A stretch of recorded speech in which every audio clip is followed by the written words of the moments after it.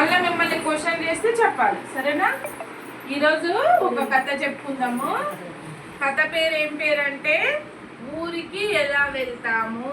మనం ఊరికి ఎలా వెళ్తాము? ఎట్లా వెళ్తాము మనం ఊరికి? బస్సులో వెళ్తామా, ఆటోలో వెళ్తామా, ట్రైన్లో వెళ్తామా, విమానంలో పోతామా, ట్రైన్లో పోతామా, బస్సులో పోతామా? ట్రైన్లో పోతారా? అయితే ఈడ నిఖిత అనే అమ్మాయి ఉంది, ఎట్లా పోయిందో చెప్తుంది, మీరు వినాలి, సరేనా? నిఖిత అప్పుడే నిద్ర లేచిందంట. తనకి వెంటనే ఒక విషయం గుర్తుకు వచ్చింది. ఎంతో సంతోషంతో బలే అని చప్పట్లు కొట్టిందంట. అయితే ఈరోజు మేము మా అమ్మమ్మ వాళ్ళ ఊరికి వెళ్తున్నాము అనుకుంటూ మంచం పైన గంతులు వేసింది. అలానే అనుకుంటూ పళ్ళు తోముకోవడానికి బాత్రూమ్కి వెళ్ళింది. పళ్ళు తోముకుంటుండగా అసలు ఊరికి ఎలా వెళ్తాము అని ఆలోచించసాగింది. ఎట్లా పోతామబ్బా ఊరికి అని ఆలోచించింది. తనకి ఇష్టమైన ట్రైన్లో వెళ్తే బాగుండు అని అనుకుంది. నిఖిత అలా స్నానం చేసేటప్పుడు, అన్నం తినేటప్పుడు దీని గురించి ఆలోచిస్తూ ఈలోగా ఊరికి వెళ్ళవలసిన సమయం వచ్చేసింది. అమ్మ ఇంటికి తాళం వేసి బయటికి రాగానే నిఖిత వాళ్ళ నాన్న బైక్ తీసుకొచ్చి, బైక్ ఉంటుంది కదా, వాళ్ళ నాన్న బైక్ తీసుకొని వచ్చి ఎక్కండి అందరు ఎక్కండి అని చెప్పి అన్నాడంట. నిఖిత అరే బైకా అని అనుకుందంట.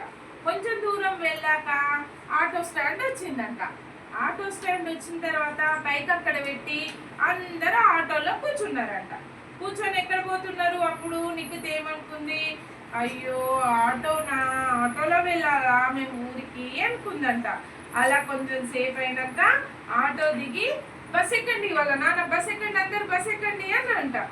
అదే నేను ట్రైన్లో వెళ్దాం అనుకున్నానే, బస్ ఎక్కమన్నాడు నాన్న, సరేలే అని బస్ ఎక్కిందట.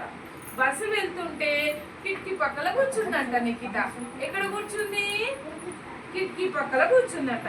కిటికీ పక్కల కూర్చున్నప్పుడు చాలా బండ్లన్నీ, వాహనాలన్నీ పక్కలకెళ్ళి వెళ్తుంటాయి కదా, అది చూసి పెద్ద లారీ పోతుందంట.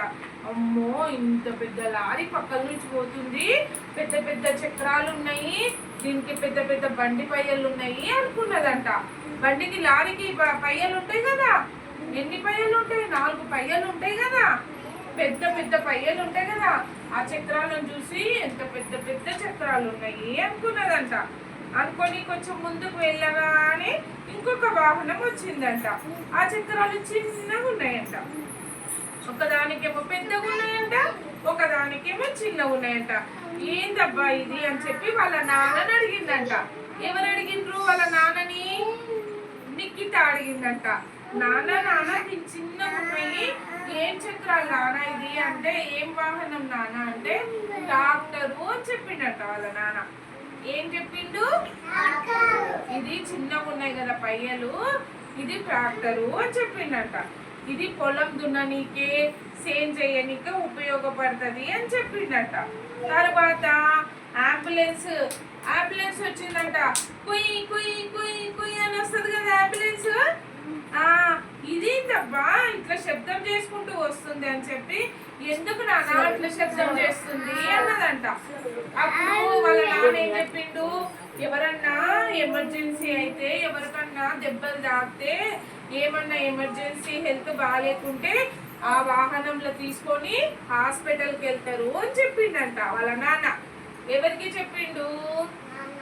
వాళ్ళ నాన్న ఎవరికి చెప్పిండు? నిఖితకి. ఎవరికి చెప్పిండు? అంబులెన్స్ లో తీసుకొని హాస్పిటల్కి వెళ్తారు అని చెప్పిండంట. అవునా అని చెప్పి నిఖిత అనుకొని మిగతా వాళ్ళకు దారి ఇచ్చుకుంటూ వాళ్ళ బస్సు ముందరిపోతుందంట. అట్లా కొంచెం దూరం పోయినాక ఏమొచ్చేసింది? వాళ్ళ ఊరు వచ్చేసిందంట. అరే మా ఊరు వచ్చేసిందే అప్పుడే అని చెప్పి దిగి ఎదురుగా ఉన్న రైల్వే స్టేషన్ కి పోయిండ్రట. రైల్వే స్టేషన్ లో ఏముంటాయి? రైళ్ళు ఉంటాయి కదా, రైళ్ళు ఉంటాయి కదా, ఆ రైలు ఎక్కిందంట. మళ్ళీ వాళ్ళ ఊరికి లోపలికి పోవడానికి రైలు ఎక్కిందంట. రైలు ఆమెకి ఏ దాంట్లో పోవడం ఇష్టం? నిఖితకి రైల్లోనే కదా. రైలు ఏం చేసింది? కూ అనుకుంటా చుక్ చుక్ చుక్ చుక్ చుక్ చుక్ అనుకుంటా రైలు కదిలిందంట. అప్పుడు ట్రైన్లు ఎక్కి నిఖిత వాళ్ళ అమ్మమ్మ వాళ్ళ ఊరికి హ్యాపీగా పోయిందంట. బాగుందా? ఇది కథ. అయితే నిఖిత ఎవరు? నిఖిత ఎక్కడికి? ట్రైన్ల కింద పడ్డదా? నిఖిత ఎవరింటికి పోవాలనుకుంది? నిఖిత ఎక్కడికి వెళ్తుంది చెప్పండి? నిఖిత ఎక్కడ పోతుంది? వాళ్ళ అమ్మమ్మ వాళ్ళ ఊరు పోతుంది కదా. ఎవరి దగ్గర పోతుంది?